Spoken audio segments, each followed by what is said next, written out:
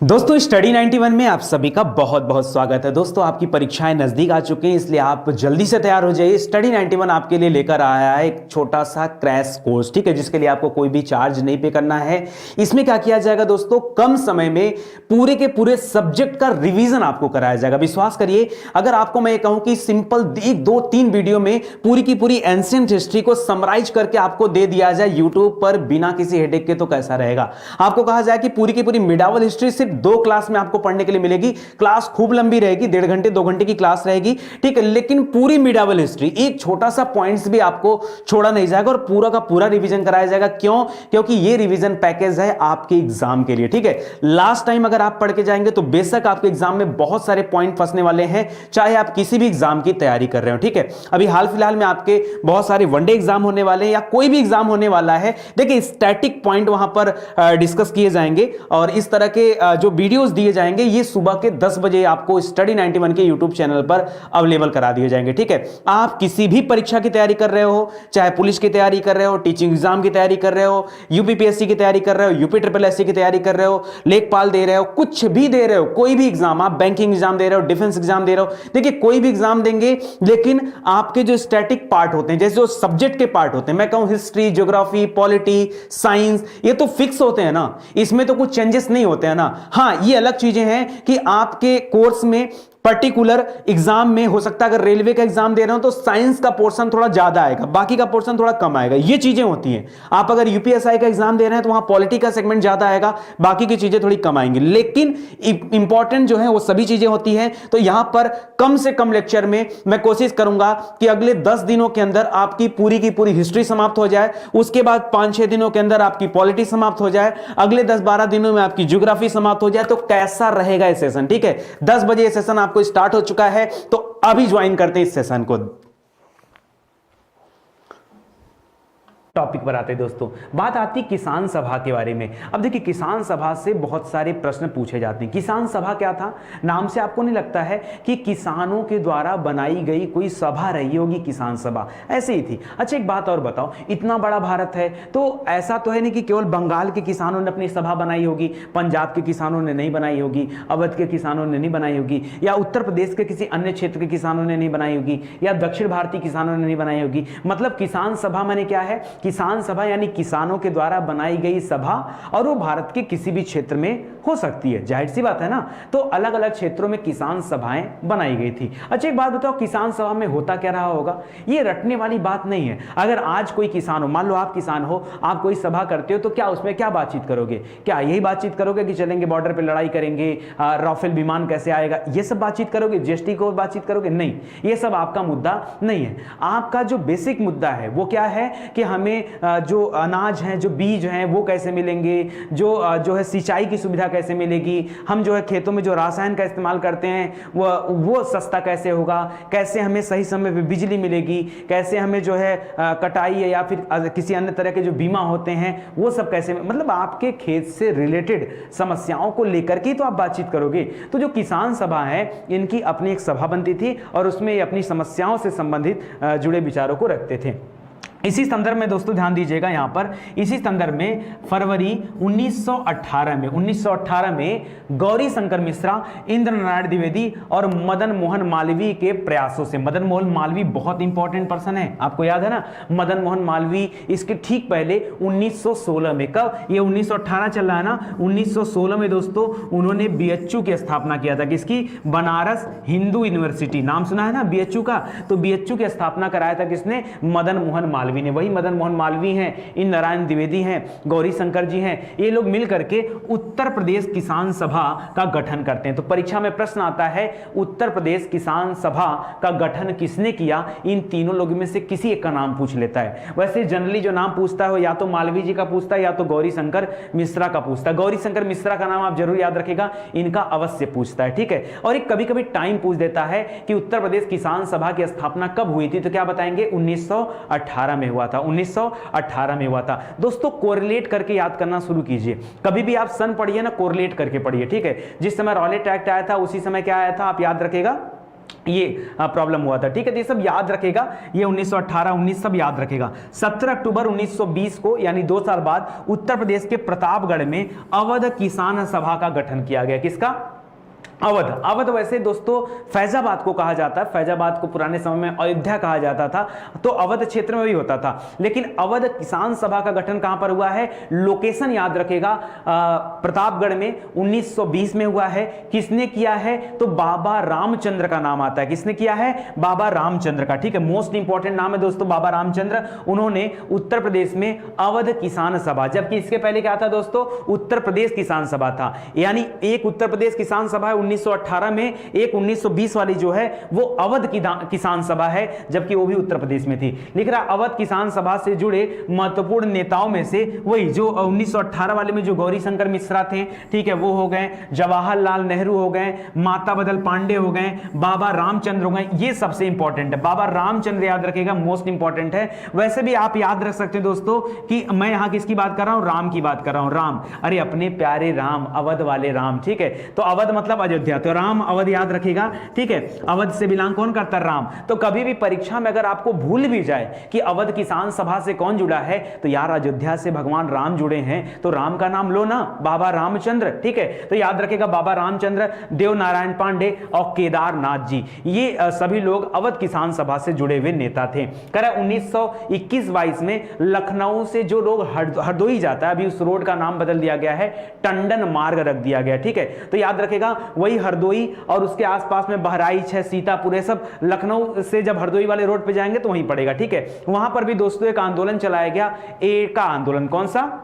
याद रखेगा, एका आंदोलन। तो परीक्षा में पूछता है एका आंदोलन कब चलाया गया था? 1921 में। 1921 में ही दोस्तों दक्षिण भारत में केरल में एक और विद्रोह हुआ था। मैं विद्रोह का एक अलग वीडियो आपको दूंगा, घबराइए मत, जिसमें पूरे भारत में जितने भी आंदोलन, जितने भी विद्रोह हुए हैं, उन सभी के बारे में आपको बताया जाएगा। ठीक है, तो केरल में एक हुआ था दोस्तों 1921 में ही मोपला विद्रोह। कौन सा था? मोपला। तो 1921 में याद रखेगा, और 21-22 के दौरान दोस्तों ये एका विद्रोह भी हुआ था। ठीक है, तो ये कहां पर हुआ था? सीतापुर, बहराइच और याद रखेगा हरदोई में। ठीक है, तो इसको याद रखेगा।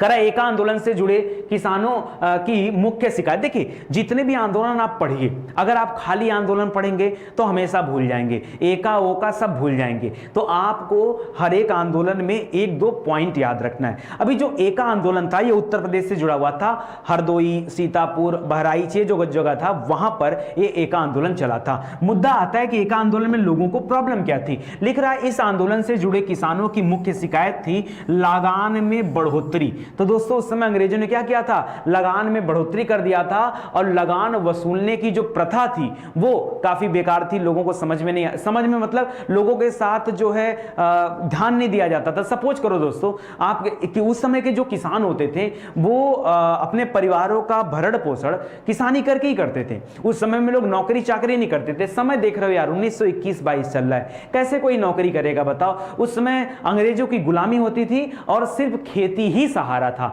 ऐसे में अगर अंग्रेज मान लीजिए किसी के खेत में कम फसल हुआ, फसलों की कोई गारंटी होती है क्या कि कितना प्रोडक्शन होगा? या आपके पास कोई फिक्स खेत हो तो आप बता सकते हैं क्या कि नहीं इतना ही निकलेगा, बीज जो है धान हो या गेहूं हो इतना ही निकलेगा? नहीं, तो कोई फिक्स तो होता नहीं है। तो अंग्रेज क्या करते थे, मान लीजिए किसी की फसल खराब हो गई तो उसको जो है किसी भी तरह का मुआवजा नहीं देते थे, उनसे भी जो है हर तरह की लगान वसूल लेते थे। तो अगर जोर जबरदस्ती करते थे तो ये लोगों के समझ में नहीं आता था, इसीलिए वहां के किसानों ने आंदोलन किया, एका आंदोलन। क्या था? एका आंदोलन। ठीक है, मुद्दा था लगान में बढ़ोतरी। भाई अगर आज जो टैक्स हो रहा है इस टैक्स को गवर्नमेंट कह दे कि अब सबको 50% टैक्स देना है, तो आप क्या करोगे? आप भी आंदोलन करोगे, आप भी आंदोलन करोगे। ठीक है, होगा ना आंदोलन। अगर मान लो आप कहोगे हम 100 रुपया कमाकर 50 रुपए सरकार को क्यों दे दें? क्यों दें भाई? ठीक है, एक सरकार मांगे, सरकार अपनी व्यवस्था चला रही है तो ठीक है, लेकिन इसका मतलब ये तो नहीं कि बढ़ोतरी कर दे। ठीक है, टैक्स में तो यहां पर बढ़ोतरी हुआ था, उसके वजह से लोग जो है परेशान थे। इसके अलावा कर रहा है दोस्तों मदारी पासी का नाम पूछता है, मदारी पासी किस आंदोलन से संबंधित थे? तो क्या बताएंगे? एका आंदोलन से संबंधित थे। ठीक है, मदारी पासी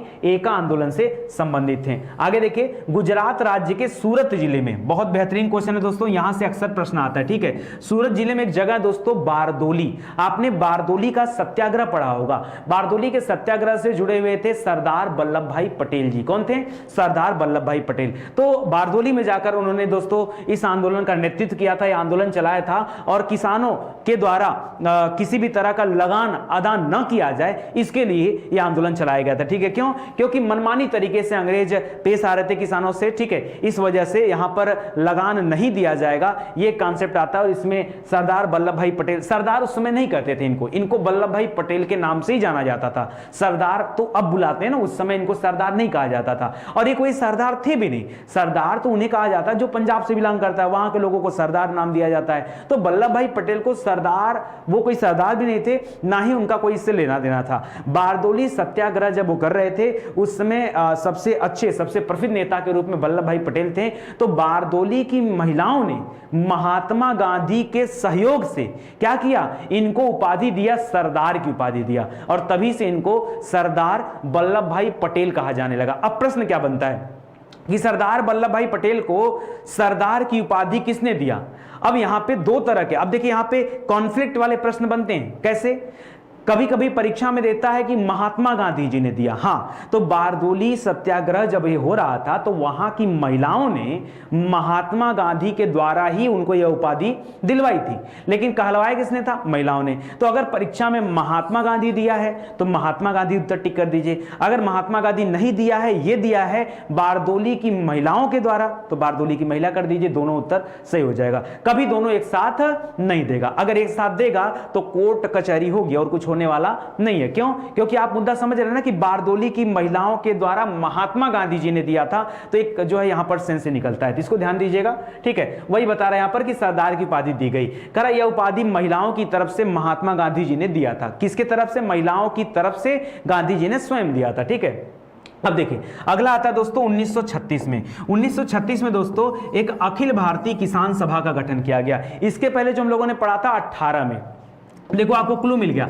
18 के 18, 18 दूना 36। 18 वाले में क्या था दोस्तों? हमने पढ़ा था उत्तर प्रदेश किसान सभा, पढ़ा था कि नहीं? उत्तर प्रदेश किसान सभा, ये हमने 18 में पढ़ा। थोड़ा सा मॉडिफाई करके 1920 में क्या आ गया था? यहां पर अवध किसान सभा आ गया था, यही था ना, अवध किसान सभा आ गया था। ठीक है, तो इसको याद रखेगा, अवध किसान सभा। और 18 दूना 36 में अखिल भारतीय, ये वाला क्या था? उत्तर प्रदेश के लेवल पर था किसान सभा। अब आप भूलोगे नहीं भूलोगे, कोरिलेट करके याद रखो। देखो जब मैं पढ़ाता हूं ना तो मेरी हमेशा कोशिश रहती है कि कोई चीज टेम्परेरी आपको ना पढ़ाई जाए, खाना पूर्ति ना किया जाए, आपको सिखाना है। हम एक टीचर हैं तो हम सिखाने आए, हम पढ़ाने नहीं आए हैं। अगर हमें पढ़ाना होता तो आते और पढ़ाते, जो पीछे लिखा है यही बोलते और चले जाते। तो ये नहीं करना, आपको एक एक लाइन का मतलब बताना है, कहानी समझाना है। 18 दूना के 36। ठीक है, तो याद रखेगा इसको, यानी अखिल भारतीय किसान सभा का गठन किया गया, वो भी लखनऊ में ही किया गया। ठीक है, अखिल भारतीय लेवल पर था, ये बड़े लेवल पर आ गया था। करा इसके अध्यक्ष, अब यहां से भी प्रॉब्लम होती है लोगों को। एक प्रश्न ये पूछता है कि अखिल भारतीय किसान सभा का गठन कब हुआ है, तो क्या बताएंगे? 1836 में हुआ है। ठीक है, माइक आ रही आवाज ना? ठीक है, 1836 में हुआ, सॉरी 1836 बार बार निकल रहा है, 1936 में। सेंस समझिए, कोई दिक्कत नहीं। ठीक है, 1936 में हुआ था। अगर इसके पहले मैंने 1818 का नाम ले लिया हो तो सॉरी, इसके लिए क्षमा चाहता हूं। 1918 चल रहा है तो 1918 पे बात करते हैं, 18 दूना के 36। ठीक है, इसको ध्यान दीजिएगा। अब दोस्तों यहां कह रहा है कि स्वामी सहजानंद का नाम सुना होगा। स्वामी सहजानंद जो हैं वो अखिल भारतीय किसान सभा के अध्यक्ष चुने गए, जबकि महासचिव कौन चुना गया? एनजी रंगा चुना गया। तो जब परीक्षा में प्रश्न बनता है ना तो आप अध्यक्ष और महासचिव का नाम नहीं पढ़ते हो, आप कंफ्यूज आते हो कि यार दो दो लोगों का नाम कैसे जुड़ा हुआ है। जैसे कभी जब आप पढ़ते हो मुस्लिम लीग के बारे में, आज पढ़ाऊंगा मुस्लिम लीग भी। ठीक है, तो जब आप पढ़ते हो मुस्लिम लीग के बारे में तो वहां कहते हो आगा खां है और कहीं आपको उत्तर सलीमुल्लाह खां मिलता है ना, तो वहां पे बड़ा कंफ्यूजन होता है कि सर सही क्या है। अभी उसके बारे में चर्चा करेंगे, लेकिन यहां पर याद रखिए अखिल भारतीय किसान सभा में अध्यक्ष की बात करें तो स्वामी सहजानंद, ठीक है, वो अध्यक्ष थे। और किसान हमेशा सहज होते हैं, सहज माने सहज सरल, ठीक है, होते हैं, तो सहज याद रखेगा। सहजानंद अध्यक्ष थे किसान सभा के। ठीक है, और महासचिव कौन थे? एनजी रंगा। ठीक है, ये महासचिव थे। एनजी रंगा दोस्तों, ये नाम से लगता होगा, ये दक्षिण भारतीय व्यक्ति थे। ये दक्षिण भारत में आंध्र प्रदेश के किसान सभा के अनुयायी थे। ठीक है, किसान आंदोलन से, कई सारे किसान आंदोलन से जुड़े हुए थे। ठीक है, एमएन रॉय का नाम सुना होगा आपने, एमएन रॉय। ठीक है, मानवेंद्र नाथ राय नाम है इनका, ठीक है। 1920 में रूसी कम्युनिस्ट पार्टी के सहयोग से इन्होंने भारतीय कम्युनिस्ट पार्टी की स्थापना किया। तो परीक्षा में 1 नंबर का यह भी प्रश्न आपसे पूछा जाता है, ठीक है। अभी आप मत कहिएगा कि नितिन सर ने कोई भी टॉपिक छोड़ दिया। बहुत जल्द आपका मॉडर्न हिस्ट्री समाप्त होने वाला, मुझे लगता है ज्यादा से ज्यादा 2-3 पार्ट में आपका द एंड हो जाएगा, ठीक है। चलो आगे बढ़ते हैं। अब दोस्तों पढ़ लेते हैं थोड़ा सा बैक में जाकर के एक बार भारतीय राष्ट्रीय कांग्रेस की स्थापना के बारे में। एक वीडियो मैं सोच रहा हूं कि आपको पूरा जब 1885 में कांग्रेस बना तब से लेकर के 1947 तक की सभी बातें आपको बता दूं, ठीक है। तो हो सकता है अगला लेक्चर मेरा वही रहे, ठीक है, उसमें मैं आपको बता दूंगा। देखिए पढ़ाना पूरा यार, शुरुआत में क्या था कि बड़े जल्दीबाजी में मैं पढ़ा रहा था, तो मुझे लगा, मेरी आदत है कि मैं रियलाइज करता हूं कि बच्चों को कहां प्रॉब्लम आ रहा है, कहां डाउट आ रहा है, उनके दिमाग में कहां दिक्कत चल रही है। तो यार हमारा मुद्दा है, हमको वर्दी चाहिए। देखो हमको क्या चाहिए, आपकी वर्दी चाहिए, मुझे वर्दी में दिखने चाहिए। और मैं आपसे कह रहा हूं मैं मेहनत करने को तैयार हूं। तो मुझे जब पता है कि अगर मैं ऐसे पढ़ाऊंगा तो इससे बेहतर अगर मैं किसी दूसरे ढंग से पढ़ाऊं तो बच्चों को और भी ज्यादा समझ में आएगा, तो मैं अच्छे ढंग से पढ़ाऊंगा। मुझे इससे कोई मतलब नहीं है कि कितने बच्चे ने एडमिशन लिया है, कितना फीस है। मैं आ गया हूं तो मैं पूरी बात बताऊंगा, कुछ भी छोड़ने वाला आपके लिए नहीं हो, ठीक है। तो आप ध्यान से पढ़ते जाइए। दोस्तों भारतीय राष्ट्रीय कांग्रेस की बात बताऊं तो अब सुनिए कहानी क्या थी। दोस्तों अंग्रेजों ने ना अपने पैर पर समझ लो खुद कुल्हाड़ी मार लिया। क्यों? अब मैं आपको कहानी समझाता हूं। अंग्रेजों का शासन चल रहा था, ठीक है, और उसी समय कुछ भारतीय नेता थे जो धीरे धीरे उभर रहे थे, धीरे धीरे उभर रहे थे। जैसे जैसे महादेव रानाडे का नाम सुना होगा, वो जज थे, ठीक है, महाराष्ट्र में जज थे, बड़ा नाम धाम था, ठीक है। तो वो थे, प्रार्थना समाज से बाद में जाकर जुड़ गए। वैसे प्रार्थना समाज की स्थापना आत्मारंग पांडुरंग ने किया था, ठीक है। तो उसके बाद जो है महादेव गोविंद रानाडे भी जुड़ गए उसमें जाकर के। इसके अलावा आपने नाम सुना होगा यमजी रानाडे के बाद दादा भाई नौरोजी का, ठीक है। उनको भारत में वयोवृद्ध पुरुष कहा जाता था। ड्रेनवेल थ्योरी उन्होंने दिया था आगे चल करके, ठीक है। तो ये इस तरह के बहुत सारे नेता थे, ठीक है। आपके गोपाल कृष्ण गोखले जी थे, तो बड़े कद्दावर नेता थे। सुरेंद्र नाथ बनर्जी थे, वो तो बाद में आके जुड़ते हैं, ठीक है। व्योमेश चंद्र बनर्जी, सुरेंद्र नाथ बनर्जी, ठीक है। इस तरह के बहुत सारे अच्छे अच्छे और बेहतरीन नेता थे। और उस समय के जो वायसराय थे वो धीरे धीरे अच्छे आ रहे थे। अगर लॉर्ड लिटन की बात करें तो वहां तक मामला खराब था क्योंकि वर्नाकुलर प्रेस एक्ट वगैरह था। लेकिन अगर हम आगे चल के लॉर्ड मेयो की बात करें तो वहां से मामला फिर एकदम अच्छा हो गया, ठीक है। और लॉर्ड डफरिन जो कि उस समय वायसराय था, ठीक है। डफरिन कौन था? उस समय वायसराय था। तो कहा जाता है कांग्रेस जो है वो डफरिन के दिमाग की उपज है। तो परीक्षा में प्रश्न पूछा जाता है कि किसने कहा था, किसके दिमाग की उपज जो है कांग्रेस थी, तो क्या बताएंगे? डफरिन, ठीक है। डफरिन के दिमाग की उपज थी कांग्रेस। अब डफरिन वायसराय था और ये वायसराय ने बताया कि एक ऐसी संस्था बनाओ जिसमें क्या किया जाए, ये जो लोग आजादी की मांग कर रहे हैं उनको अपने से जोड़ लिया जाए। देखिए होता क्या है आपको बता दूं, जैसे अरविंद केजरीवाल जी थे, मैं कोई कटाक्ष नहीं कर रहा हूं, मैं एक सिंपल सा एग्जांपल दे रहा हूं। अरविंद केजरीवाल जी थे, शुरुआत में लोकपाल के लिए सामने आए, ठीक है। बाद में धीरे से राजनीतिक पार्टी बनाया उन्होंने और जीते भी चुनाव और धीरे धीरे राजनीति में एंटर कर गए, ठीक है। तो अब उनके जो बोल हैं वो थोड़े से बदल गए, यानी पहले की अपेक्षा थोड़ी सी चेंजिंग देखने को मिलती, थोड़ी चेंजिंग। आज भी बेहतर आदमी है, इसमें कोई दो राय नहीं है। हो सकता हो पर्सनली किसी को खराब लगते हो, लेकिन मेरे लिए यार सब अच्छे हैं, ठीक है। जो भी तंत्र को चला रहा है सब अच्छे हैं, कोई बुरा नहीं है, ठीक है, सब बढ़िया है। चलो आगे देखो। हाँ, ये कल्पना करो कि हम जहां पर रहें हम बेहतर बन के रहें। अपने बारे में हमेशा सोचो, दूसरे के बारे में उंगली कम करनी चाहिए।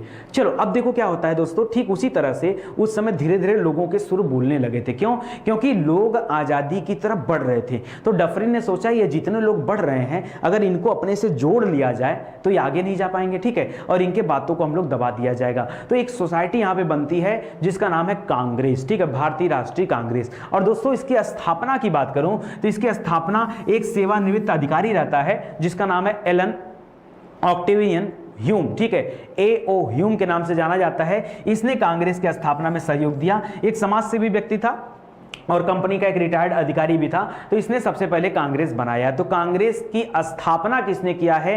तो A.O. ह्यूम ने किया है। किसके समय में किया है? तो डफरिन के समय में किया, जो कि वायसराय था। और इसका जो पहला अधिवेशन हुआ था वो दिसंबर में हुआ था, एकदम आखिरी दिन दिसंबर में हुआ था 1885 में। कहां पर हुआ था दोस्तों? तो बंबई के गोकुलदास तेजपाल एक संस्कृत विश्वविद्यालय ने संस्कृत विद्यालय था, उसमें हुआ था, जिसमें 72 लोगों ने हिस्सा लिया था। सिर्फ 72 लोगों ने यहां पर हिस्सा लिया था पहली बार जब कांग्रेस की मीटिंग हुई थी।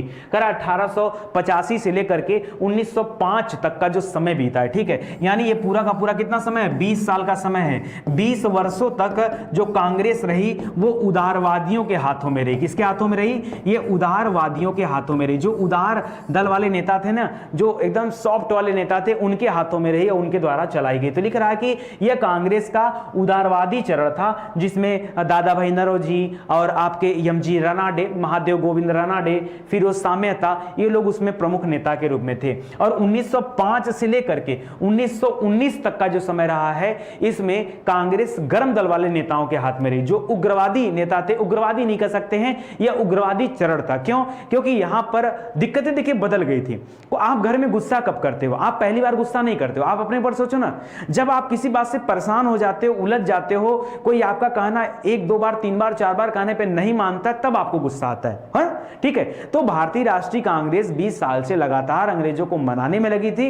अंग्रेज मान नहीं रहे थे। तो उसके बाद का जो पीढ़ी आया ना, वो थोड़ा सा गर्म वाली पीढ़ी आई। जैसे युवाओं की जो पीढ़ी होती है, थोड़ा सा गर्मी होता है ना शरीर में, तो ऐसा ही यहां पर हुआ। तो इनको अंग्रेजों ने जो किताब लिखा हिस्ट्री की, उसमें इनका नाम दे दिया उग्रवादी। तो यार उग्रवादी थोड़े थे, ये हमारे देश के क्रांतिकारी नेता थे, ठीक है, सबसे बेहतरीन नेता थे, जिन्होंने देश की आजादी में अपने आप को लगा दिया, ठीक है।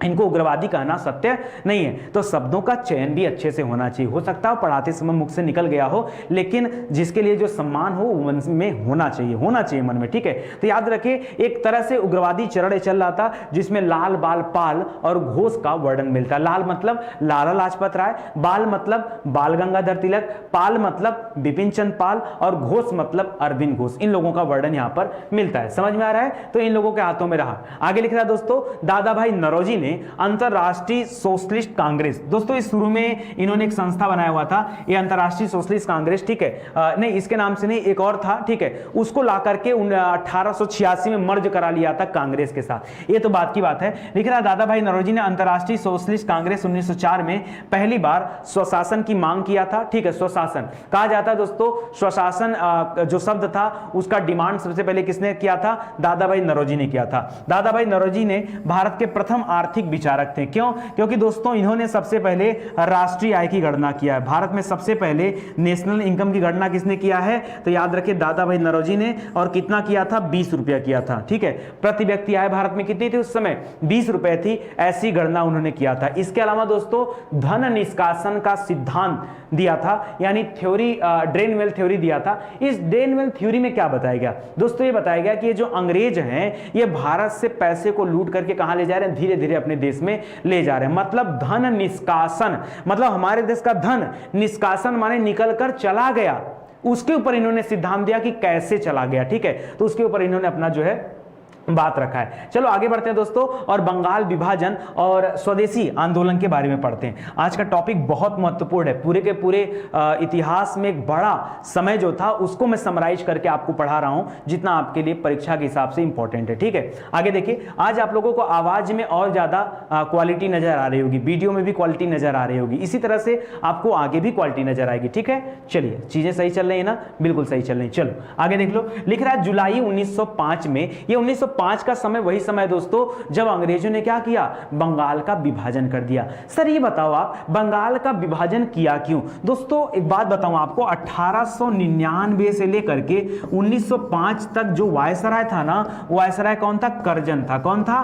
कर्जन। कर्जन, लॉर्ड कर्जन का नाम सुना होगा ना, ये वायसराय था। और ये हिंदू मुस्लिम की एकता नहीं देखना चाहता था। हिंदू मुस्लिम से मतलब नहीं था, ये भारतीयों की एकता नहीं देखना चाहता था। हिंदू मुस्लिम ये भारतीयों के अंदर आ जाएंगे, ये भारतीयों की एकता नहीं देखना चाहता था, तो ये भारतीयों को तोड़ना चाहता था। और जितने भी कार्य होते थे वो कलकत्ता से होते थे। कैसे? याद रखिए, आप शुरुआत में देख लो, जितने भी बढ़िया बढ़िया विचारक रहे हैं, ठीक है, वो सब लोग कलकत्ता से बिलोंग करते थे। चाहे वो राजा राम मोहन राय हो, चाहे वो विवेकानंद जी हो, चाहे मतलब मैक्सिमम लोग जो है या तो कलकत्ता, नहीं तो बंबई, नहीं तो बीच में अवध, यही 2-3 जगह से लोग बिलोंग करते थे। उसमें भी कलकत्ता का सबसे बड़ा योगदान था। क्यों? अरे भाई राजधानी थी कलकत्ता में। कलकत्ता में क्या थी? राजधानी थी। तो इसने क्या किया कि कलकत्ता को मतलब पूरे बंगाल को दो हिस्सों में बांट दिया, ठीक है। तो बांग्लादेश एक अलग से पार्ट बना दिया, किसने? कर्जन ने। और जब बांट दिया तो इसने इस नियत से बांटा कि एक तरफ हिंदू रहे एक तरफ मुस्लिम रहे, ताकि दोनों में फूट पड़े और लड़ाइयां हो। आप देखो 5 में बांटा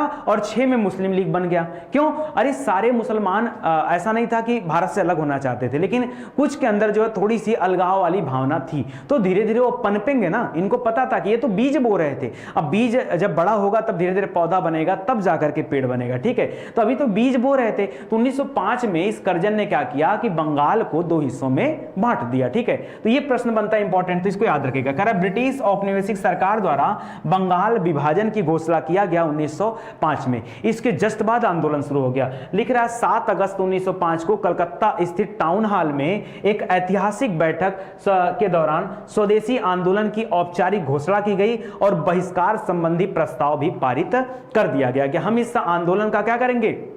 बहिष्कार करेंगे, और उसके लिए एकजुट होकर के, चाहे हिंदू हो चाहे मुस्लिम हो, ठीक है, हम लोग मिलजुल करके क्या करेंगे? इसको बहिष्कार करेंगे, मतलब इसको हटाएंगे। ऐसा प्रस्ताव लोगों ने पारित किया। कब? मामला था जुलाई का, बंटवारा जुलाई में हुआ था, अगस्त में प्रस्ताव पारित हुआ और अक्टूबर में दोस्तों 16 अक्टूबर 1905 को विभाजन को लागू कर दिया गया था। उस समय खाली जुलाई में बात आई थी। यह विभाजन लागू कब हुआ था दोस्तों?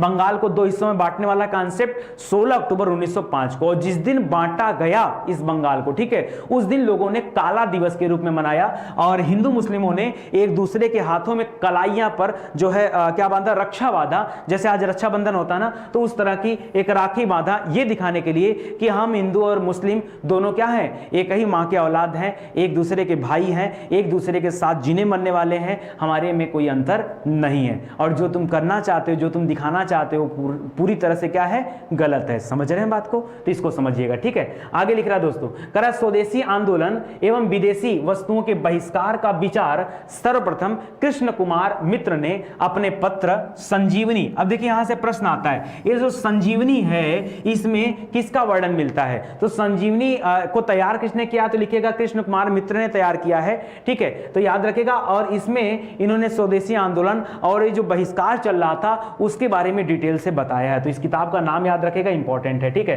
कह रहा है कि इस विभाजन के दौरान रविन्द्रनाथ टैगोर ने आमार सुनार बंगला का प्रसिद्ध गीत लिखा था और आगे चल के 1971 में यही बांग्लादेश का राष्ट्रीय गीत बना, ठीक है, आमार सुनार बंगला। इसको याद रखेगा। फिलहाल ये सब एकता के लिए किया गया था, लेकिन फाइनली अंग्रेजों की हार होती यहां पर और अंग्रेजों को बंगाल विभाजन रद्द करना पड़ा। क्या करना पड़ा? अंग्रेजों को बंगाल विभाजन रद्द करना पड़ा। जो कर्जन था उसको वापस इंग्लैंड बुला लिया गया। क्यों? क्योंकि आंदोलन धीरे धीरे धीरे धीरे करते करते बहुत बड़ा रूप ले लिया था, ठीक है। लोगों ने यहां पर अंग्रेजी सामानों, अंग्रेजी वस्तुओं का भी बहिष्कार करना शुरू कर दिया था, ठीक है। तो इसको याद रखेगा। आगे लिख रहा है कि तिलक जी ने, बाल गंगाधर तिलक जी ने बंबई तथा पुणे में, ठीक है। अब देखिए तिलक जी का घर कहां पे था? मराठा व्यक्ति थे, तो तिलक जी महाराष्ट्र को संभालने में लगे थे। महाराष्ट्र और पुणे देख रहे थे। अजीत सिंह का नाम सुना होगा, लाला लाजपत राय जी का नाम सुना होगा, ये लोग उत्तर प्रदेश और पंजाब प्रांत देख रहे थे। सर हैदर राजा का नाम सुना होगा, ये दिल्ली देख रहे थे। और चिदम्बरम पिल्लई का नाम सुना होगा, जो मद्रास देख रहे थे और वहां पर स्वदेशी आंदोलन में बढ़ चढ़कर हिस्सा ले रहे थे, ठीक है। और वैसे भी लाल बाल पाल क्या है? आप लाल बाल में लाल बाल को देख लिए। बाल गंगाधर तिलक महाराष्ट्र में स्वदेशी आंदोलन की आवाज को बुलंद करने में लगे थे। लाला लाजपत राय पंजाब और उत्तर प्रदेश में आवाज को बुलंद करने में लगे हुए थे, ठीक है। क्यों? ताकि स्वदेशी आंदोलन को समाप्त कर दिया, मतलब स्वदेशी आंदोलन सक्सेसफुल हो जाए और ये जो बंटवारा किया गया इसको समाप्त कर दिया जाए, ठीक है। लिख रहा है उग्र राष्ट्रवादी नेता स्वदेशी आंदोलन को पूरे देश में फैलाना चाहते थे। अब देखिए यहां पर शब्द कैसा कैसा इस्तेमाल लिखा गया। ये किताबों की जो लाइनें हैं ये हमारी अपनी लाइनें नहीं है। सरकार को इतिहास को फिर से लिखाना चाहिए, ठीक है। क्यों? क्योंकि हमारी लाइन नहीं है। लाइन हमारी नहीं तो किसकी लाइन है? अरे देखो ना कैसे कैसे लाइनों का इस्तेमाल किया गया है। ये मैंने टाइप जरूर कराया है, लेकिन किताबों में डिक्टो एनसीईआरटी में यही लाइनें दी गई हैं। लिख रहा उग्र राष्ट्रवादी नेता, यानी जो हमारे देश में जो उग्र मतलब जो गर्म खून वाले नेता थे, उन्होंने क्या चाहा कि आंदोलन पूरे देश में फैला दिया जाए, ठीक है, ताकि ज्यादा से ज्यादा लोग इस आंदोलन से जुड़े, बंगाल विभाजन रद्द हो जाए और अंग्रेजों के खिलाफ लोगों की बोलियां बुलंद हो जाएं। करा सिर्फ स्वदेशी और बहिष्कार आंदोलन से संतुष्ट न होकर वह स्वराज प्राप्ति को अपना लक्ष्य बनाना चाहते थे। लिख रहे हैं, अच्छा आप सोचो ना कि बाल गंगाधर तिलक महाराष्ट्र में थे, विभाजन बंगाल का हो रहा था, तो भैया उसमें लाला लाजपत राय, बाल गंगाधर तिलक और चिदंबरम पिल्लई क्या कर रहे थे? क्या कर रहे थे बताइए? विभाजन तो बंगाल का था ना, तो फिर इन लोगों का क्या रोल था? नहीं, इन लोगों का रोल था कि लोग आवाज उठाएं। अरे कैसे दक्षिण भारत में कोई घटना घटती है तो उत्तर भारत में कैंडल मार्च निकलता है कि नहीं? ये तो आम सी बात है ना। मुंबई में और दिल्ली में किसी बच्ची का रेप हुआ तो उत्तर भारत में क्या अन्य राज्यों में उसके प्रोटेक्शन में लोग सड़क पर नहीं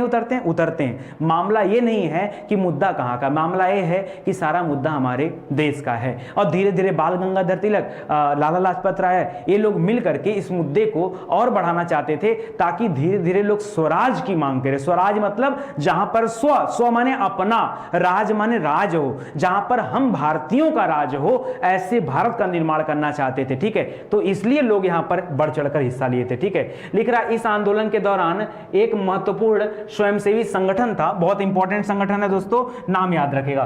क्या नाम है? बारीशाल का स्वदेश बांधव समिति। इस समिति की स्थापना किया था अश्वनी कुमार दत्त ने, स्वदेश बांधव समिति। ठीक है, अश्वनी कुमार दत्त जी ने जो है स्वदेश बांधी समिति का स्थापना किया था।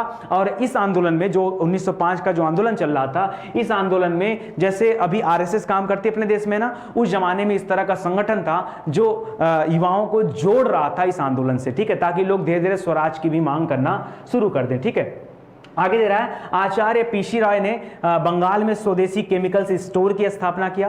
तकनीकी शिक्षा के विकास के लिए बंगाल इंस्टीट्यूट की स्थापना की गई। राष्ट्रीय शिक्षा के विकास के लिए रविन्द्रनाथ टैगोर ने एक शांति निकेतन बनाया था, उसकी तर्ज पर एक बंगाल नेशनल कॉलेज बनाया गया और अरविंद घोष को इसका प्राचार्य बनाया गया। देखिए अब ये सारी बात कहां से आ गई दोस्तों? धीरे धीरे लोगों ने जो अंग्रेजी वस्तुएं थी, यानी जो इंग्लैंड की बनी हुई वस्तुएं थी, शुरू में तो उनका बहिष्कार हुआ, लेकिन बाद में लोगों ने और भी ज्यादा बहिष्कार करना शुरू कर दिया। जैसे अंग्रेजी फैक्ट्रियों में काम करना बंद कर दिया, कंपनियों में काम करना बंद कर दिया, अंग्रेजी विद्यालयों में पढ़ना बंद कर दिया। तो लोगों ने कहा अब लोग पढ़ना बंद कर देंगे तो क्या होगा? तो लोगों ने कहा हम अपना विद्यालय बनाएंगे, और उस कार्य में लोगों ने काम भी किया। ठीक है, तो जहां पहले हम डिपेंडेंट थे, पूरी तरह से निर्भर थे अंग्रेजों के ऊपर, अब हम धीरे धीरे स्कूलिंग में भी आ गए। ठीक है, और कई सारे स्कूल भी बनाए गए, तमाम चीजें बनी। ठीक है, लिख रहा 15 अगस्त 1906 को राष्ट्रीय शिक्षा परिषद का गठन किया गया भारत में। ठीक है, 1906 को करा। इसी समय अवनींद्र नाथ टैगोर द्वारा स्थापित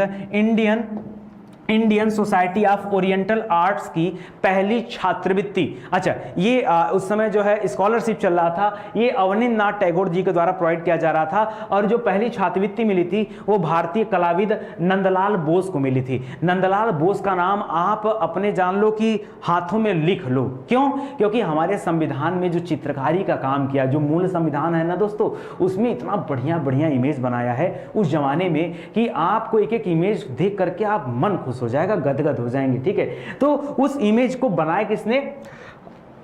आज भी परीक्षा में प्रश्न आता है तो याद रखेगा, नंदलाल बोस जी ने तैयार किया था। बड़ा इंपॉर्टेंट क्वेश्चन है, इसको ध्यान रखिएगा। ठीक है, आगे करा दोस्तों कि वायसराय लॉर्ड हार्डिंग द्वितीय। अब देखिए आगमन था किसका?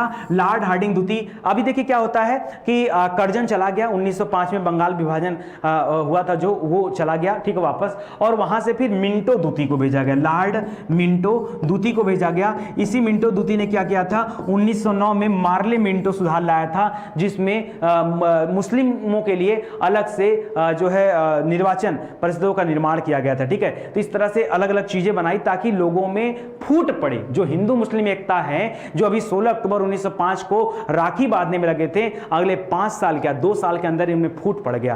कांग्रेस तक टूट के 2 हिस्से में बट गई।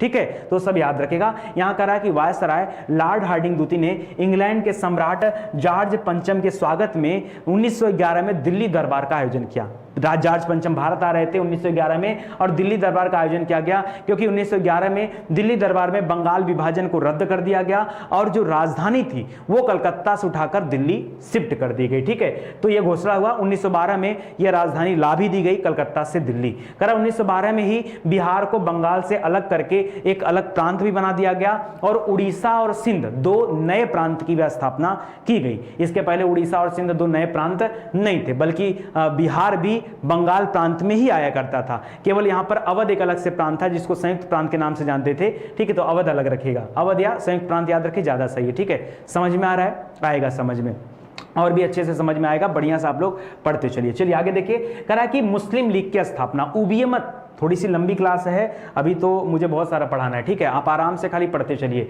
लिख रहा है मुस्लिम लीग की स्थापना, ध्यान दीजिएगा, मुस्लिम लीग करा 1906 में आगा खां, ढाका के नवाब सलीमुल्लाह खां, ठीक है, और मोहसिन मुल्क के नेतृत्व में क्या करते हैं, मुस्लिम लीग की स्थापना करते हैं। देखिए तीन तीन लोगों का नाम आ गया। 1906 में आगा खां का नाम आ गया, 1906 में ही ढाका का जो नवाब था सलीमुल्लाह खां, और उससे जुड़ा हुआ एक व्यक्ति था मोहसिन मुल्क। इन तीन लोगों ने मिल करके क्या बनाया, मुस्लिम लीग तैयार किया, मुस्लिम लीग बनाया, ठीक है। करा सलीमुल्लाह खां को, जो नवाब थे, इनको क्या बनाया गया, मुख्य संस्थापक बनाया गया, जबकि जो आगा खां थे उनको मुस्लिम लीग का पहला अध्यक्ष बनाया गया। तो संस्थापक और अध्यक्ष में अंतर है। अगर मैं दोस्तों पीछे जाकर थोड़ा सा कांग्रेस के बारे में आपको बताऊं, ठीक है, थोड़ा सा बात कांग्रेस के बारे में और बताऊं, तो कांग्रेस की स्थापना भले A.O. ह्यूम ने किया था, लेकिन याद रखिए कांग्रेस के जो पहले अध्यक्ष थे वो कौन थे, बताइए। पहले अध्यक्ष याद रखेगा WC बनर्जी, क्या नाम था, WC बनर्जी, मतलब व्योमेश चंद्र बनर्जी, ये पहले अध्यक्ष थे, ठीक है। तो परीक्षा में आप ध्यान दीजिए कि आपसे अध्यक्ष पूछ रहा है या किसी और तथ्य के बारे में जानकारी मांग रहा है, एकदम इत्मीनान से आपको पढ़ना होगा, समझना पड़ेगा, ठीक है। तो मुख्य संस्थापक माना जाता है सलीमुल्लाह खां को, जबकि अध्यक्ष माना जाता है किसको, याद रखेगा, आगा खां को। 1906 में बना था। लिख रहा क्रांतिकारी गतिविधियों का प्रथम चरण। अब जो प्रथम चरण चल रहा था दोस्तों, क्रांतिकारी गतिविधि शुरू हो गई कब, जब बंगाल विभाजन हुआ, ठीक है। तो इसी के खिलाफ लोगों ने अपनी आवाज को बुलंद किया। अरे लाला लाजपत राय, बाल गंगाधर तिलक, अलग अलग लोग आकर जुड़े ना इससे, ठीक है। तो याद रखिए क्रांतिकारी गतिविधियों का प्रथम चरण है और यह 10 साल चलता है, 1905 से लेकर 1915 तक, 10 साल क्रांतिकारी गतिविधियों का प्रथम चरण।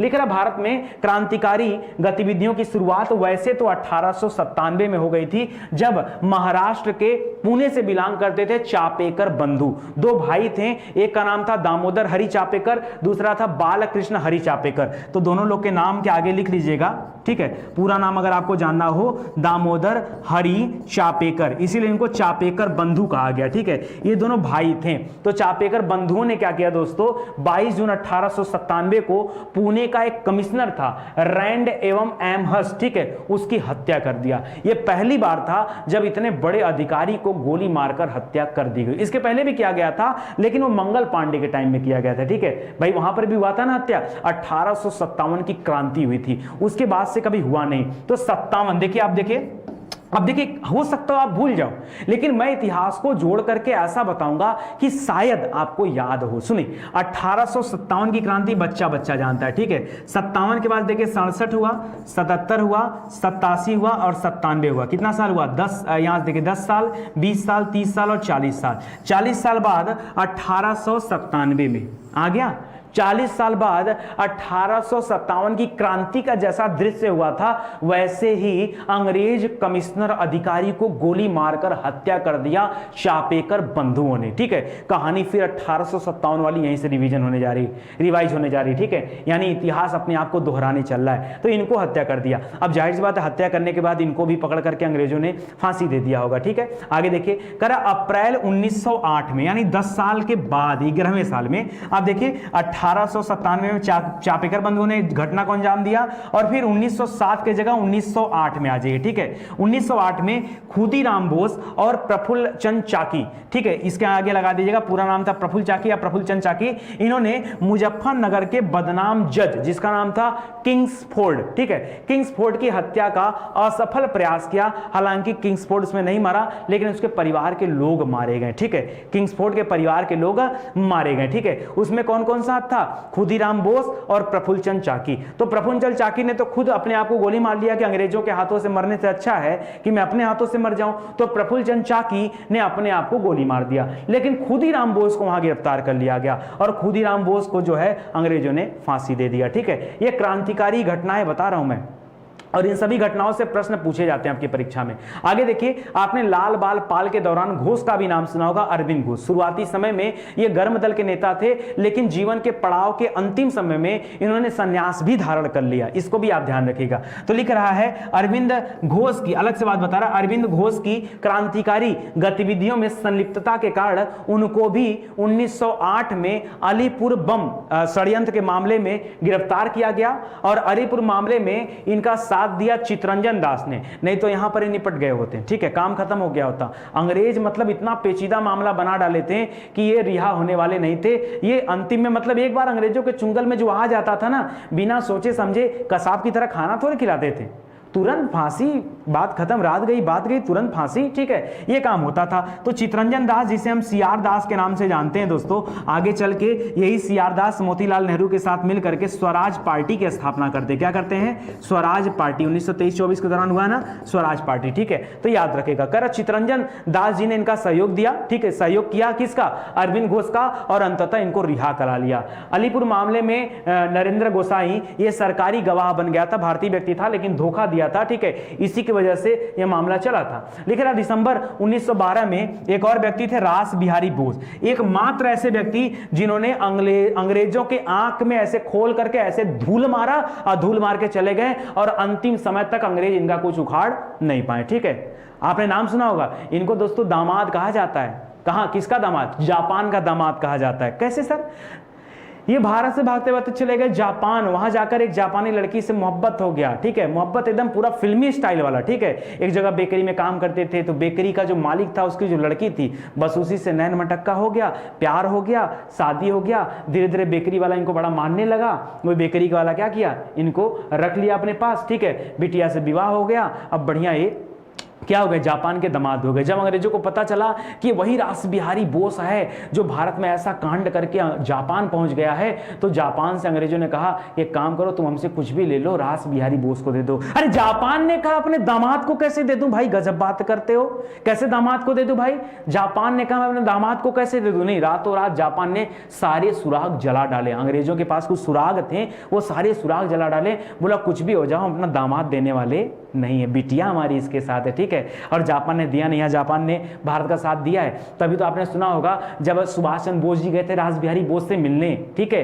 ये वही रास बिहारी बोस से आगे बहुत काम करेंगे, अभी आगे इनकी कहानी बताऊंगा इत्मीनान से। ठीक है, लिख रहा है 1912 में रास बिहारी बोस ने लॉर्ड हार्डिंग, वो जो वायसराय था ना, उसी गाड़ी बम मार दिया। ठीक है, तो याद रखेगा, कह रहा है कि उनके ऊपर बम फेंका और जापान भाग गए। इस षड्यंत्र से जुड़े अन्य आरोपियों में अवध बिहारी थे, अमीर चंद थे, बाल मुकुंद थे और बसंत विश्वास थे। इन पर दिल्ली षड्यंत्र केस के तहत मुकदमा दर्ज किया गया, और वायसराय के ऊपर बम मारे थे तो फांसी दे दिया गया इनको। ठीक है, लेकिन रास बिहारी बोस वापस नहीं लौटे। ठीक है, चलो आगे बढ़ते हैं दोस्तों। इसी तरह से कुछ घटनाएं घटी दोस्तों विदेशों में क्रांतिकारी आंदोलन। ऐसा नहीं कि सिर्फ भारत में बैठ करके काम चल रहा था, विदेशों में बैठ करके भी काम चल रहा था। जब कभी विदेशों की बात आती है, मुझे एक व्यक्ति की याद बड़ी आती, पता है, एक इंडिया हाउस लंदन में दोस्तों एक जगह बना था। ठीक है, जहां पर सारे भारतीय रहा करते थे। नाम क्या था लंदन में उस जगह का नाम था? उस जगह का नाम था इंडिया हाउस। क्या नाम था? India house. ठीक है, तो नाम से ही लगता है कि यहाँ बहुत सारे भारतीयों का अड्डा रहा होगा। ठीक है, इंडिया हाउस। और यहीं पर जितने भारतीय रहते थे उसमें कुछ लोगों का सीक्रेट ग्रुप बना हुआ था। ठीक है, और वही क्रांतिकारी घटनाओं को अंजाम दिया करते थे दोस्तों। इस इंडिया हाउस में ऐसा माना जाता है, अच्छा, इसकी स्थापना किसने किया था? श्यामजी कृष्ण वर्मा ने। किसने किया था? श्यामजी कृष्ण वर्मा ने। ठीक है, और श्यामजी कृष्ण वर्मा मोस्ट इंपॉर्टेंट नाम है, इसको याद रखेगा। और इसी इंडिया हाउस से जुड़े हुए थे विनायक दामोदर सावरकर। ठीक है, वीडी सावरकर। ठीक है, वीडी सावरकर, विनायक दामोदर सावरकर भी इसी से जुड़े हुए थे, तो उनको भी आप याद रखेगा। चलिए पढ़ते हैं आगे। लिख रहा 1907 में जर्मनी के स्टुटगार्ट में द्वितीय अंतरराष्ट्रीय समाजवादी सम्मेलन का आयोजन किया गया। इसमें भारतीय प्रतिनिधि के रूप में मैडम भीकाजी कामा हिस्सा लेने के लिए गई, और सबसे पहले मैडम भीकाजी कामा ने वहीं पर झंडा फहराया था। कहा जाता है कि भारतीय तिरंगा को सबसे पहले किसने फहराया, तो क्या बताएंगे?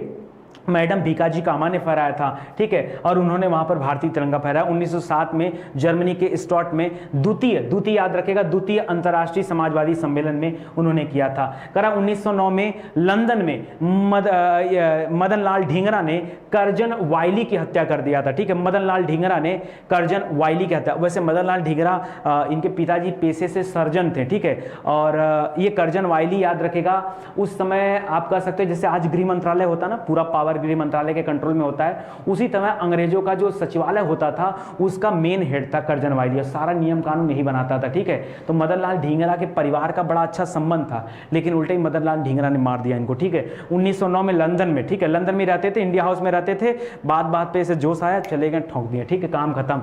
इसी तरह दोस्तों गदर आंदोलन का नाम सुना होगा। गदर आंदोलन दोस्तों 1 नवंबर 1913 में, जब गदर आंदोलन का नाम आ जाए तो याद रखिए लाला हरदयाल का नाम याद रखेगा, लाजपत राय नहीं, लाला हरदयाल। 1913 में लाला हरदयाल के नेतृत्व में अनेक भारतीयों ने सैन फ्रांसिस्को, ये अमेरिका में पड़ता है, वहां पर गदर पार्टी का स्थापना किया। दोस्तों इस तरह की जो बाहरी, चाहे इंडिया हाउस हो जाए चाहे गदर पार्टी हो जाए, दोस्तों ये भारत से बाहर जो स्थापित किया गया था, और इसलिए स्थापित किया गया था कि जो लोग भारत से बाहर रहकर भारत को आजाद कराना चाहते हैं वो हमारी संस्था से, हमारी पार्टी से जुड़े, ताकि हम लोग विदेश में बैठकर रणनीतियां बनाकर भारत को आजादी दिला दिया जाए। ठीक है, तो इसके लिए काम कर रहे हैं। लिख रहा है सोहन सिंह भाखना। अब यहां भी देखिए नाम आता है ना कि इसके अध्यक्ष कौन थे। अध्यक्ष जैसे पूछे आप याद रखना सोहन सिंह भाखना है, सोहन सिंह भाखना इसके अध्यक्ष थे। जबकि स्थापना किसने किया था, संस्थापक। जैसे एलन बैक्टेरियन ह्यूम कौन थे, वो संस्थापक थे, तो लाला हरदयाल कौन थे, वो संस्थापक हैं। और अध्यक्ष कौन थे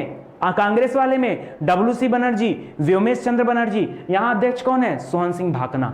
तो गलती मत करिएगा, मैं तो आपको समझा दे रहा हूं, इतने इत्मीनान से कोई आपको समझाने वाला नहीं मिलेगा।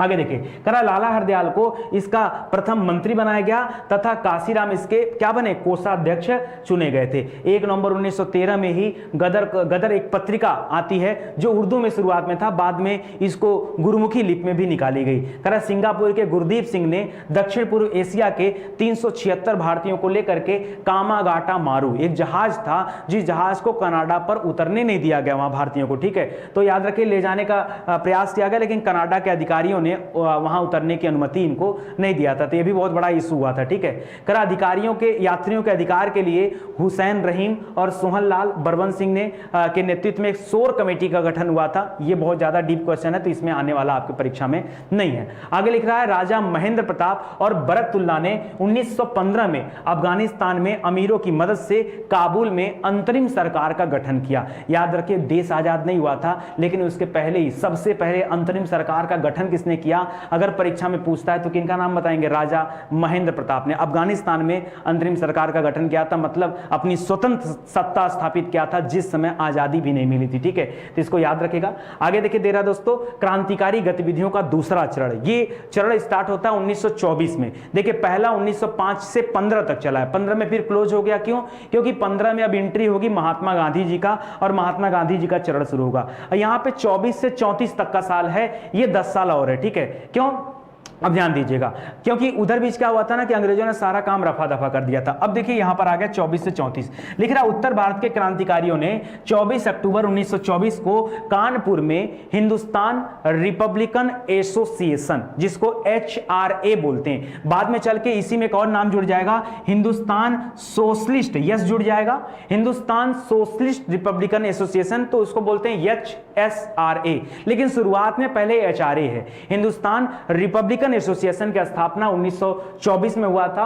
किसने किया था दोस्तों, तो राम प्रसाद बिस्मिल ने किया था। बहुत सारे नेता इसमें थे, राम प्रसाद बिस्मिल थे, चंद्रशेखर आजाद थे, इन लोगों ने मिलकर किया था। ठीक है, तो इसको याद रखेगा दोस्तों। यही HRA था जिसने 9 अगस्त 1925 को लखनऊ से सहारनपुर आने वाली डाउन पैसेंजर ट्रेन में रखे हुए अंग्रेजों के सोने को लूट लिया, जिसे हम काकोरी कांड के नाम से जानते हैं। ठीक है, और इसमें काकोरी कांड का जो है मुकदमा भी दर्ज किया गया था। इस घटना के पश्चात गिरफ्तार होने वाले क्रांतिकारियों में अशफाक उल्लाह खां थे, राम प्रसाद बिस्मिल थे, रोशन सिंह थे और राजेंद्र लाहिड़ी थे। इन लोगों को फांसी दे दिया गया। बाकी जितने लोग बाहर से सपोर्ट कर रहे थे उनको क्या दे दिया गया, उनको ढूंढ करके गिरफ्तार किया गया और आजीवन कारावास भी दे दिया गया। सितंबर 1928 में 28 पहुंच गया दिल्ली के फिरोज शाह कोटला में HRA को एक नया रूप दिया गया, HSRA।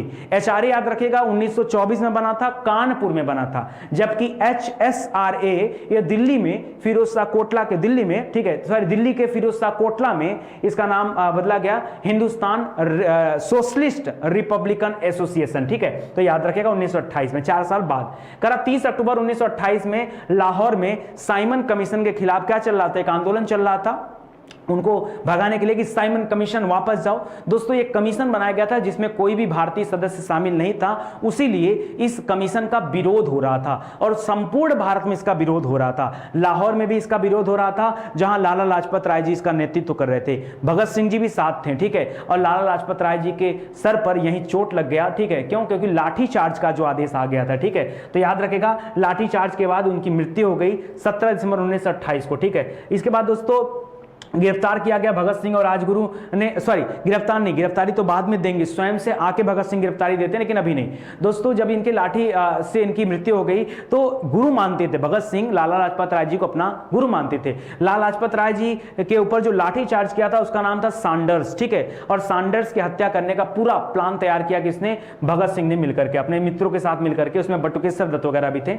लिख रहा है 8 अप्रैल 1929 को पब्लिक सेफ्टी बिल तथा ट्रेड डिस्प्यूट बिल के विरोध में केंद्रीय असेंबली में, सेंट्रल असेंबली में भगत सिंह ने ले जा करके एकदम डायरेक्ट ले जा करके बम मार दिया, ठीक है, और वहां से गए भी नहीं, वहां खड़ा होकर वो पर्चे बांट रहे थे ताकि बाहरों को उनकी आवाज सुनाई दे, ठीक है, और वहां पर उनकी गिरफ्तारी होती क्या? गिरफ्तारी वो देते हैं, चाहते तो वहां से भाग जाते, लेकिन भागना उनका कर्तव्य नहीं था, ना ही धर्म कहता था। तो याद रखिए यहां पर जो है बटुकेश्वर दत्त के साथ वो गिरफ्तार कर लिए जाते हैं। आगे दोस्तों उन पर मुकदमा चलाया जाता है जिसमें भगत सिंह, राजगुरु और सुखदेव, 3 अन्य क्रांतिकारियों को, ठीक है, लाहौर षड्यंत्र केस के तहत मुकदमा चलाकर उन्हें फांसी दे दी जाती है। फांसी उन्हें 23 मार्च 1931 को दी गई है, 23 मार्च 1931। 23 मार्च को दोस्तों शहीद दिवस मनाया जाता है, जबकि फांसी का जो दिन निर्धारित किया गया था 24 मार्च निर्धारित किया गया था, लेकिन अंग्रेजों ने एक दिन पहले ही फांसी दे दिया, ठीक है। तो ये याद रखेगा। कह रहा जेल में बंद क्रांतिकारियों ने जेल की अमानवीय दशाओं में सुधार तथा स्वयं को राजनीतिक बंदी का दर्जा दिए जाने की मांग करते हुए अनशन कर दिया था, जिसमें अनशन के 64वें दिन, मतलब लगातार 64 दिन तक भूख हड़ताल कर दिया जतिन दास ने, ठीक है। जतिन दास याद रखेगा, 64 दिन के भूख हड़ताल के बाद उनकी मृत्यु हो गई थी, ठीक है। तो यार बहुत गजब गजब क्रांतिकारी रहे हैं। सोचिए इस देश को आजादी कैसे मिली है, इतने लोगों ने अपना खून पसीना दिया है। आज नहीं हिम्मत, आज के नेताओं में हिम्मत नहीं है, ठीक है। इतने लोगों ने खून पसीना दिया है, उसके बावजूद भी हम देश की कीमत को नहीं समझते हैं। हम ये नहीं देख रहे हैं कि इस देश को पाने के लिए हमने क्या कीमत चुकाई है, उसका कोई मूल्य पैसे में नहीं है, ठीक है। कितना समय गुलामी की बेड़ियों में हम जकड़े हुए थे, कैसे कैसे करके अपने देश को आजाद कराएं, और आज जब फिर वही सारे इशू सामने आते हैं, वही रेप, वही भ्रष्टाचार, वही आतंकवाद, वही लड़ाई झगड़े, ठीक है, बहुत कष्ट होता है। लोग समझ क्या रखें, मतलब समझते नहीं है, इस जीवन का मूल्य नहीं समझ पा रहे हैं। चलिए फिलहाल आगे बढ़ते हैं।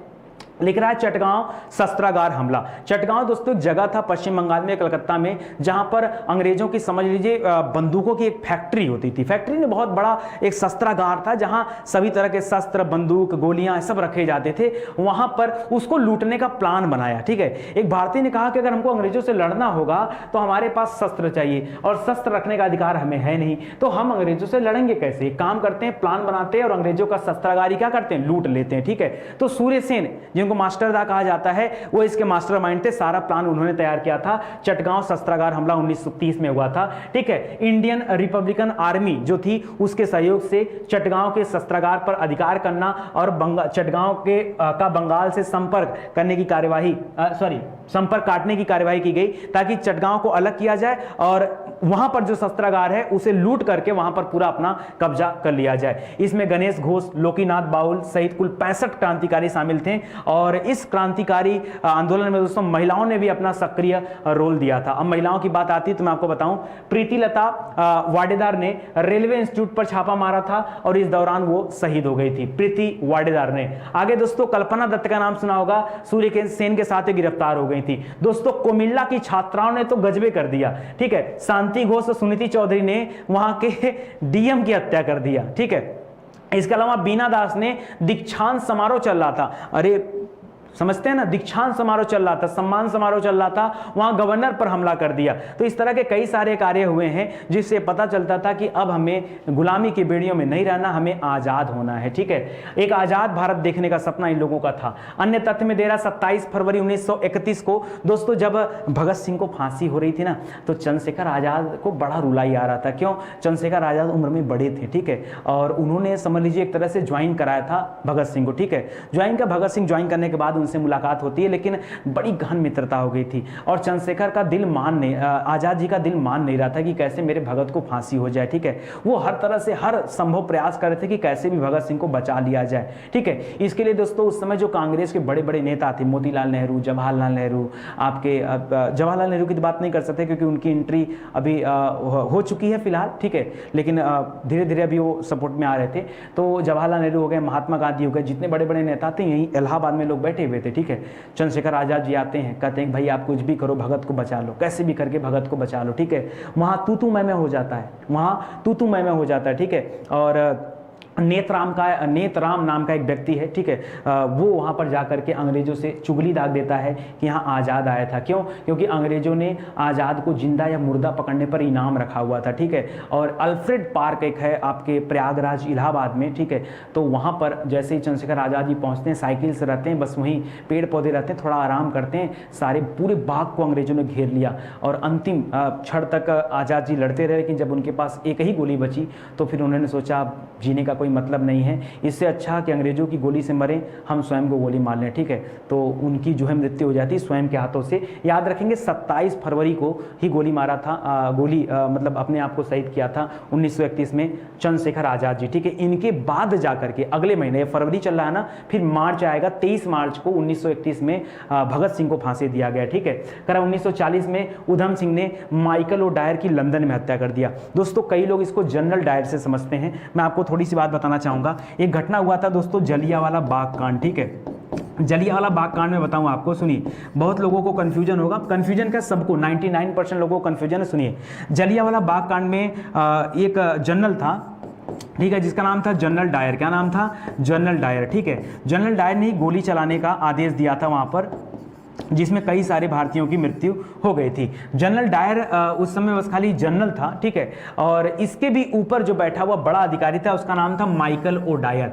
ये अलग व्यक्ति है और ये अलग व्यक्ति है, दोनों को याद रखेगा, ये अलग व्यक्ति है, ये अलग व्यक्ति है। ठीक है, तो जब इसने गोली चला दिया वहां पर इनकी मृत्यु हो गई। ठीक है, बहुत सारे भारतीयों की मृत्यु हो गई। 1920 में इसको इसके पद से इस्तीफा दे दिया गया। ठीक है, मतलब हटा दिया गया। हटने के बाद दोस्तों इसका इस्तीफा क्या दिया गया मैं बताऊं आपको। पहले तो इसका बड़ा मान जान हुआ। ठीक है, ये जनरल था, लेकिन बाद में इसके पद, जैसे जनरल था ना, इसको जनरल पद इसका हटा लिया गया, इसको जनरल से कर्नल बना दिया गया। ठीक है, डिमोशन होता है, जैसे प्रमोशन होता है वैसे डिमोशन भी होता है, इसका डिमोशन कर दिया गया, कर्नल डायर इसका नाम हो गया। फिर इसके बाद जनरल डायर पहले था, बाद में कर्नल डायर। तो दोस्तों ये सारी बातों को देखते हुए उसने खुद इस्तीफा दे दिया और जनरली देखा जाए तो 1927 में इसकी मृत्यु हो चुकी थी, ये मर चुका था, ये मर चुका था। जबकि अगर उधम सिंह की बात करें तो उधम सिंह के माता पिता की मृत्यु जलियांवाले बाग कांड में हो गई थी। इसीलिए उधम सिंह के जीवन का एकमात्र उद्देश्य था कि मुझे किसे मारना है, मुझे मारना है किसको? जनरल डायर को। लेकिन जब पता चला कि जनरल डायर तो पहले ही निपट चुका है, तो जनरल डायर को छोड़ करके जो उसके ऊपर का अधिकारी था जिसने ऑर्डर दिया था, संजोग से उसका नाम भी क्या है, क्या नाम है, याद रखिए यहां पर, माइकल ओडायर। तो 1940 में उधम सिंह ने लंदन में जाकर के माइकल ओडायर को गोली मारा है। आपका कंफ्यूजन था, आज मैंने दूर किया, इसको याद रखेगा। ठीक है, तो